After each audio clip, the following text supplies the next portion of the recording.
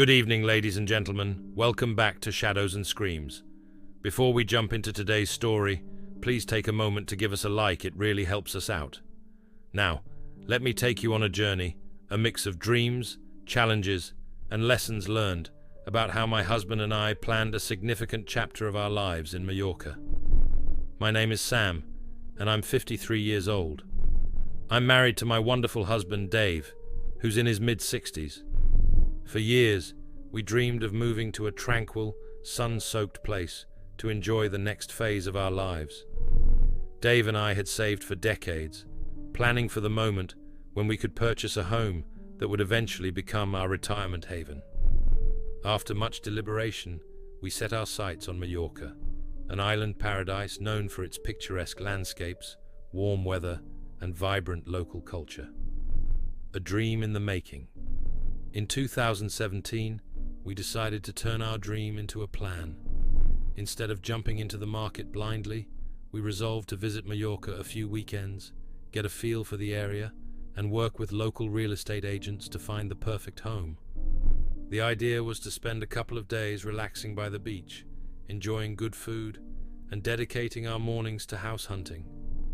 Our budget was between £150,000 and £180,000, a reasonable amount that wouldn't drain our savings since we still had a mortgage back in the UK. However, it quickly became clear that even with this budget, finding a property that ticked all our boxes would be no easy feat. The first trip, a rocky start. Our first trip to Mallorca was less fruitful than we'd hoped. The houses we liked were far beyond our budget, and those within our price range either lacked character or felt unsuitable. It was frustrating to leave without making any progress, but we were determined to keep looking. Second visit, a ray of hope. A month later, we returned to Mallorca with renewed hope. This time, we viewed a broader range of properties. The first house we saw was an expansive villa, a stunning place, but much too large for just the two of us. My husband, who was recovering from a hernia operation and using a walking stick at the time, also pointed out the practicality of managing such a big space as we grew older. The next property we visited was a small two-bedroom terraced house made from marble-like material. It instantly caught our attention. The exterior was charming, and the interior, though modest, had a warmth that drew us in. There was no garden, which suited us fine since we weren't particularly keen on maintaining one, but there was a garage, perfect for our car. It wasn't extravagant, but it was exactly what we needed, a cozy, manageable home that felt like it could become our retreat. Falling in love with the island Mallorca itself was as enchanting as ever. The local markets, brimming with fresh produce, were a delight. I'll never forget the taste of the watermelon, bananas, and berries we bought during our first few visits. They were some of the best I've ever had. We spent our evenings strolling along the beach, enjoying the community's friendly atmosphere and soaking in the island's charm. The weather was incredible, sunny and warm, with gentle breezes that made every moment outdoors feel magical. It wasn't long before we decided this was where we wanted to be. Sealing the deal. The house was listed at £171,000, but we managed to negotiate the price down to £159,000, a small miracle. It felt like the stars had aligned, and we couldn't wait to start this new chapter of our lives. We planned our first holiday in the house for 2018, intending to stay for a couple of weeks, since that was the longest time I could take off work. The house came furnished, though the style was quite dated. We only needed to buy essentials like bedding, coffee, and some groceries to get settled in. The neighbors. Our first stay went smoothly, and we enjoyed every moment of it. However, during our second visit, things took an unexpected turn. When we arrived, we noticed that the terraced house next to ours, which had been empty before, was now occupied. A large family of 8 had moved in, and it became immediately apparent they were anything but quiet. The constant noise, from shouting to loud bangs on the walls, disrupted our peace. At first, We were unsure how to handle the situation. We didn't want to start off on the wrong foot by complaining, but the noise made it impossible to relax. After much deliberation, we decided to speak to them. An awkward encounter.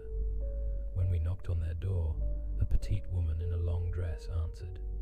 She stared at us with an intensity that made the moment even more uncomfortable.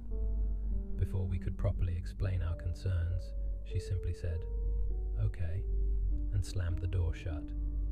Strangely, the noise stopped after that. For the remainder of our stay, their house was eerily quiet. A shocking discovery. By our third visit, we were feeling optimistic again.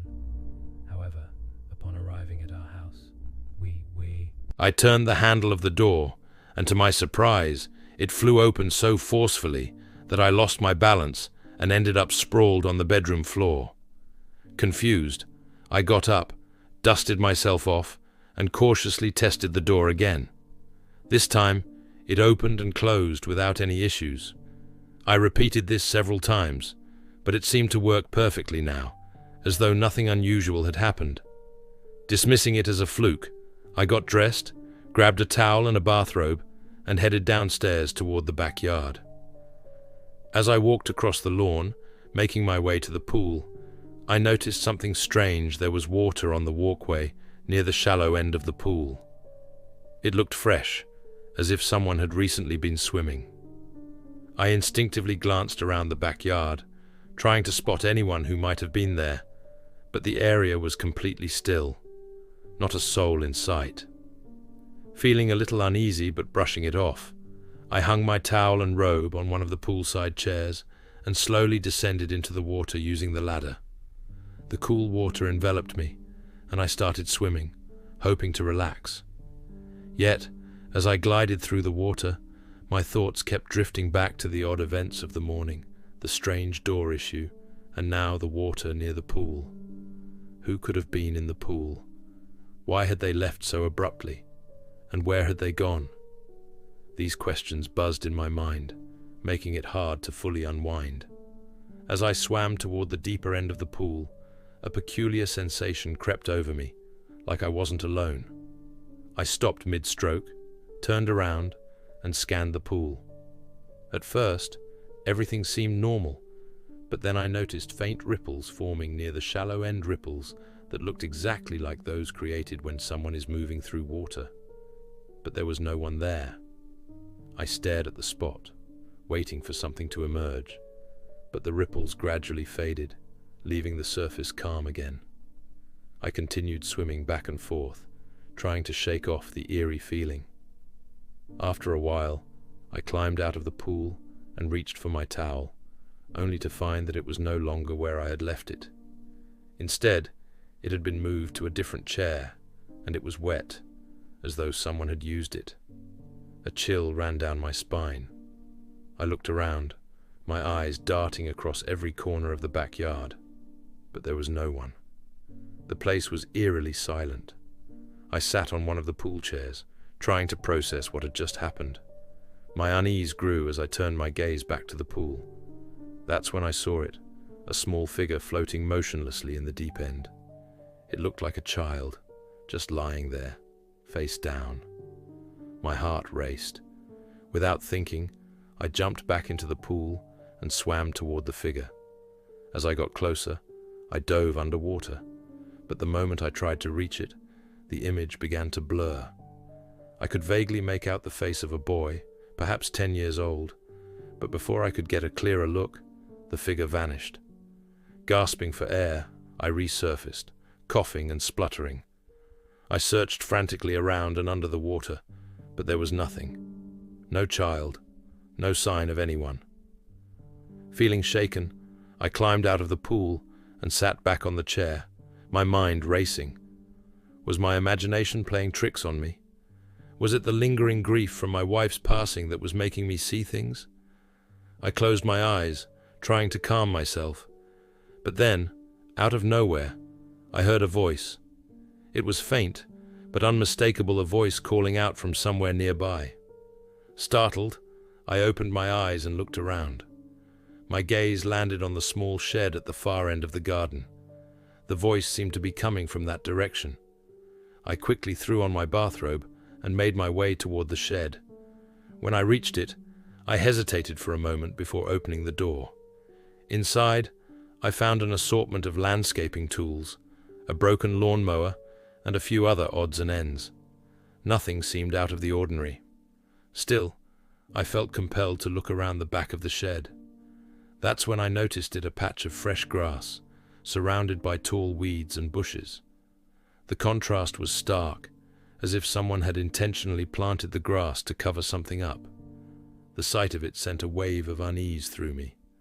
I returned to the shed, grabbed a spade, and went back to the patch of grass. I hesitated, questioning myself, was this even the right thing to do? But curiosity got the better of me. I started digging, removing the top layer of grass. The soil beneath was soft and easy to dig through, almost as if it had recently been disturbed. After a few minutes, my spade hit something solid. Clearing away the dirt, I uncovered a rolled-up carpet, tied tightly with cables at both ends. My hands trembled as I loosened the cables and unrolled the carpet. What I saw next made my stomach churn. A decaying arm slid out, followed by fragments of a shoe and bones. I stumbled back, horrified, and immediately called 911. The police arrived quickly, along with a crime investigation team. They determined that the remains belonged to a young boy, around 10,